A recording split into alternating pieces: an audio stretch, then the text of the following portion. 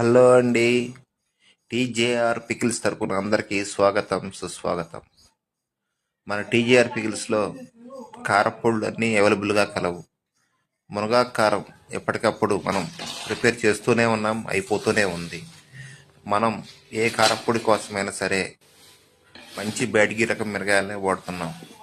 మునగాకు వీటి కోసం అయితే మనం చాలా కష్టపడాల్సి వస్తుంది. మునగాకు చాలా దొరకటం ఇబ్బందిగా ఉన్నా కూడా మన కస్టమర్ల కోరిక మేరకు దాన్ని సేకరించి ఎండబెట్టి వాటిని ఇట కారపొడిగా తయారు చేయడం జరుగుతుంది.